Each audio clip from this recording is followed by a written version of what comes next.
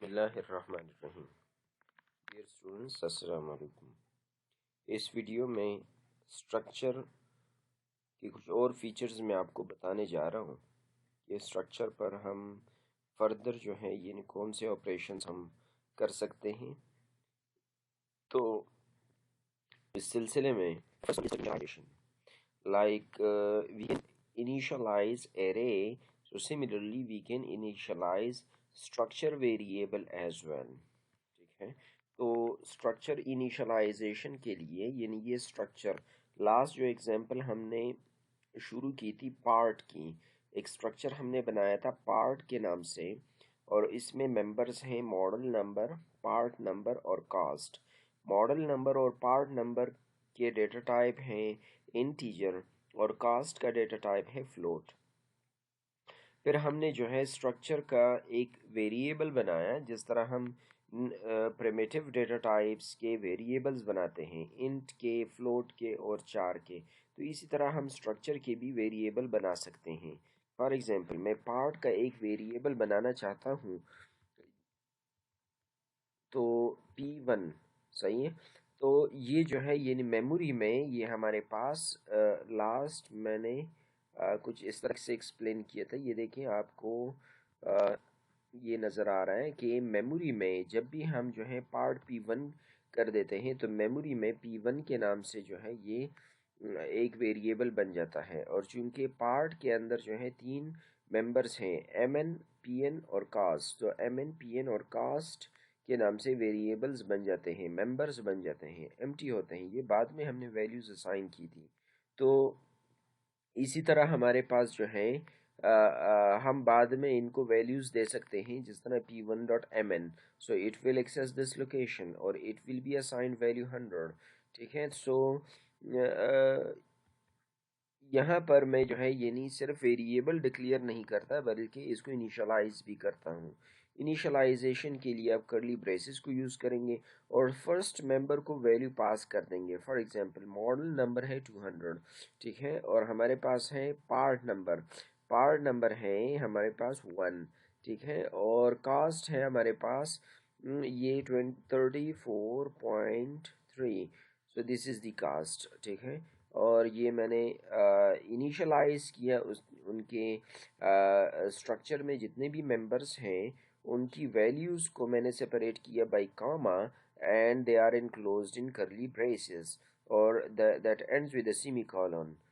मैं इन वैल्यूज़ को डिस्प्ले कर सकता हूँ using C out the model number is, model number पड़ा हुआ है P1 के MN में, ठीक है, और C out endl the part number is P1.PN और C out endl the cost is, वो पड़ा हुआ है P1.cast।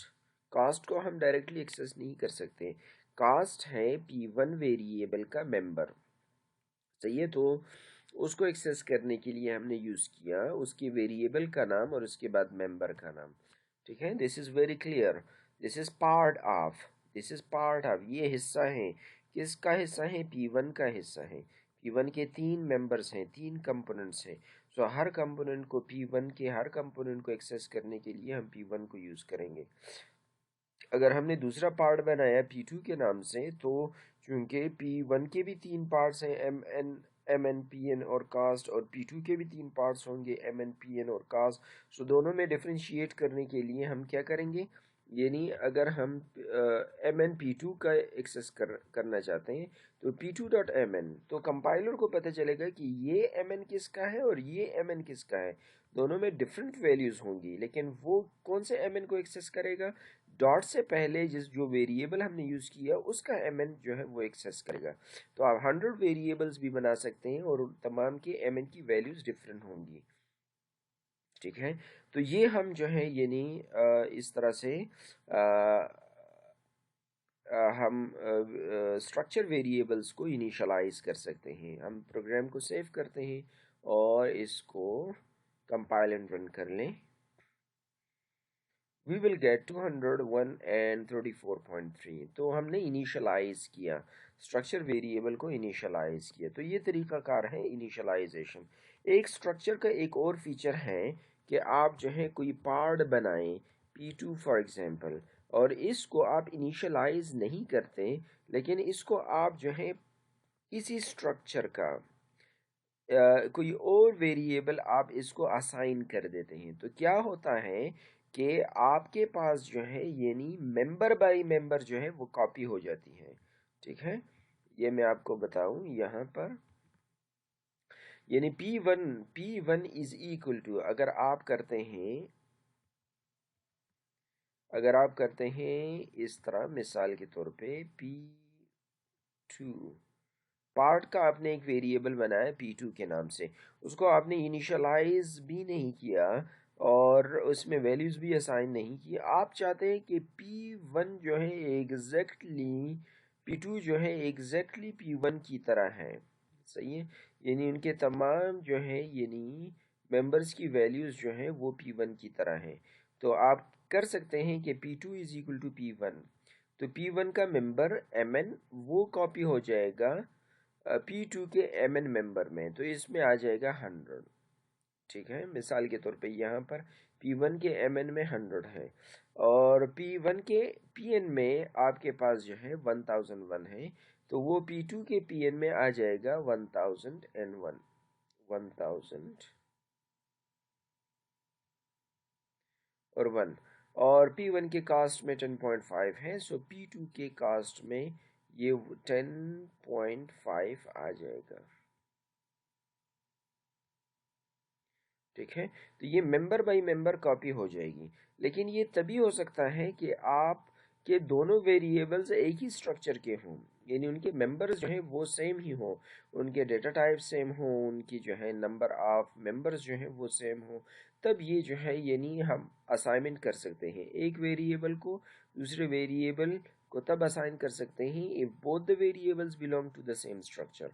अगर P1 जो है किसी और स्ट्रक्चर का वेरिएबल हो, P2 किसी और स्ट्रक्चर का वेरिएबल हो, then the compiler will complain, you will get an error message in that case।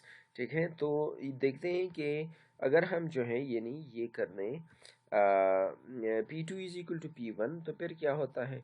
ठीक है, तो C out the model number is, इसमें पड़ा हुआ है P2.mn।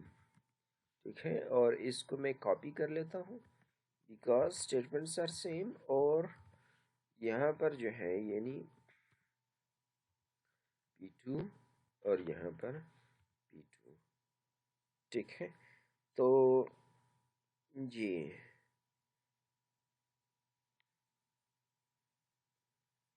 ये मैंने सेव कर लिया और यहाँ पर एंडल भी कर लें ताकि इस स्टेटमेंट के बाद यहाँ पर ये वाला स्टेटमेंट जो है नेक्स्ट लाइन पर आ जाए। प्रोग्राम सेव कर लिया और इसको मैं रन कर देता हूँ। So 201 34.3 201 34.3 यानी P1 के तमाम मेंबर्स जो हैं वो कॉपी हो गए P2 में, क्योंकि हमने P1 को असाइन किया P2 को। I hope this is clear कि कैसे जो है हम यानी एक स्ट्रक्चर को इनिशियलाइज कर सकते हैं और एक स्ट्रक्चर वेरिएबल को दूसरे को असाइन कर सकते हैं। Thank you very much.